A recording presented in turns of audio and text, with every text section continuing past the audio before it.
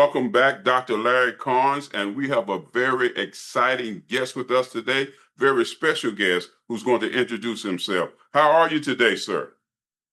Well, I'm doing as best I can.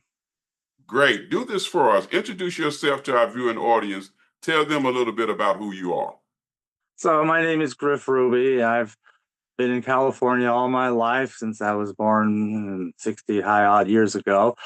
And my whole life has been one of investigating and learning and developing what I know and researching and applying very strict academic standards to it all. Yes. So, that's why I know whereof I speak. Excellent. Excellent. You've written this book, The Resurrection of the Roman Catholic Church, a guide to the traditional Catholic community. I'm looking here as I was researching. For nearly 20 centuries, the Roman Catholic Church withstood all of the currents of change and history and maintained a closely guarded orthodoxy, which has always served as the basis and center of all Christianity. Powerful statement. Talk to us and speak to our viewing audience about the book that you've written and talk to us about this powerful statement. So this book has to do with recent history of the Catholic Church in particular, because if you study that history specifically, it's a very clear line of development and so forth. And then suddenly in the 1960s, because of this council that gets held called Vatican II, everything skews off in a very strange and alien direction. And that has confused a lot of people. And more importantly, there's been the question of what people can do to respond to this. And what I have done in this researching this book was discovering these communities, tracking them down, communicating with them, and helping them to explain to me what it was that they were doing and why and who they are and where they've come from. So this book is designed to take one by the hand and say, here's where this is, here's who these people are, and introduce you to all of these respective communities that comprise the traditional Catholic community, as I call it.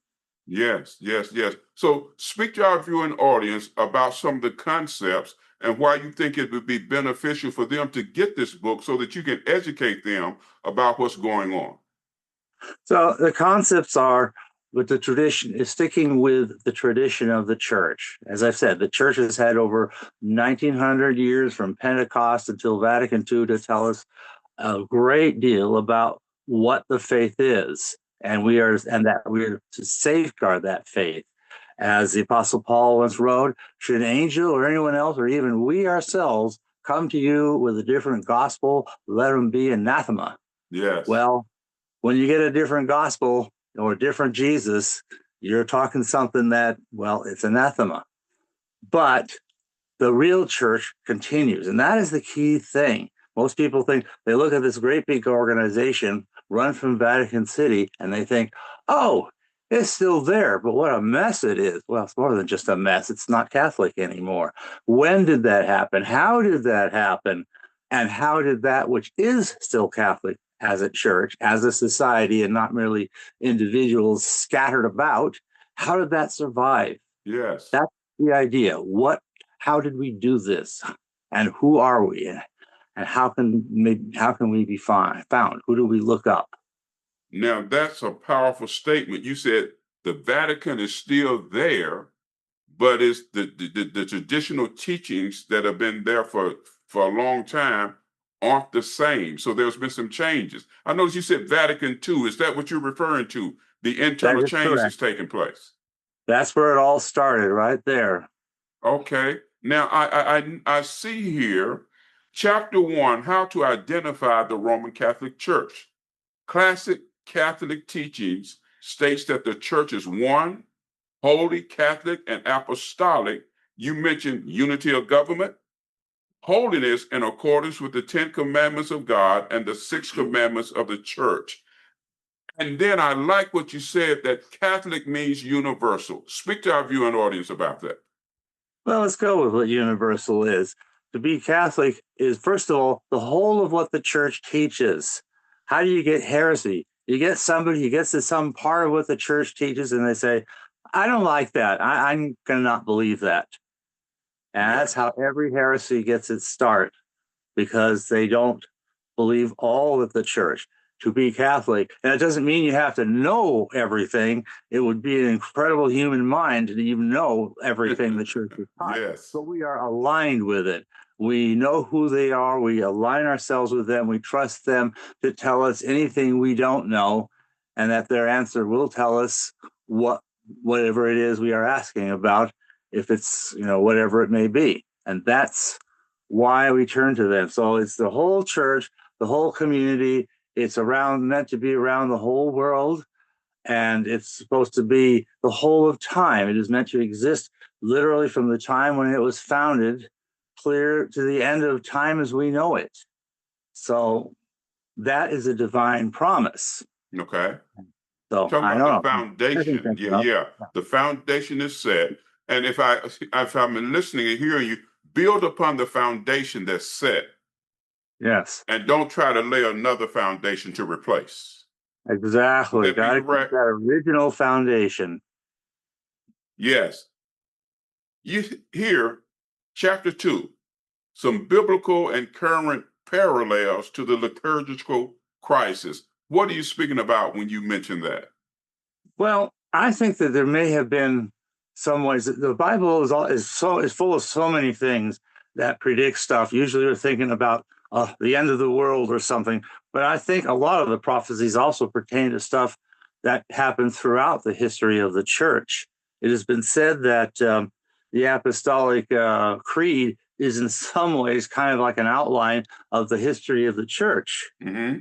and that would be so. It's kind of like the Christological curiosities and issues and agonies and heresies they had to deal with are come up first in the creed, and then some of the others, until we're getting down to the part, I believe in the Holy Spirit, the Holy Catholic Church. We're about in that part right now, where a lot of people don't even believe in the idea of church. Like, I don't need no church. It's just me and Jesus, Yeah. but that's not how he set it up. If you're stranded on a desert island, that's one thing. But if you're able to watch this, you're not on that desert island, and not really, yeah, it doesn't make sense. So I'm listening to you. Would that and as I hear you speaking, I tie the reference where we're told, don't forsake the assembling of ourselves together. Bingo. Yes, Yes, yes, that's yes. in the Bible. Powerful, powerful, powerful, powerful statement. And you mentioned now, I think, just reflecting back a little bit, with the COVID-19 and people had the reason not to assemble themselves together. And for some reason, there hasn't been a recovery from that mindset, that mentality. Would you say that's correct? Well, there has been a similar amount of that. In our churches, we really understand the value. And one of the things you can't do unless you are there personally is receive actual sacraments. If I'm a Yes. priest, I can Mm, say mass and I can give you the body and blood. I can, I'm not really a priest, but if I were a priest, I could hand you a communion that is yeah. actually and literally the body, blood, soul, and divinity of Christ. That is an established Catholic doctrine. They call it transubstantiation. Yes. But how am I going to give that? How am I going to give that to you through a screen? I can't. I Can reach you. can't do Yeah. that. The Eucharist. Yeah. Yeah. Wow. Well, how am You, I going to baptize you? I know I can pour water on my phone, but you're not going to get wet. yes. Yes. It's meant to be done in person, and Yes. that's a very key aspect. And the whole church has a physical connection. Every priest has had his hand has been laid on by some bishop who has had hands laid on their hands of the bishop, all the way back to the apostles.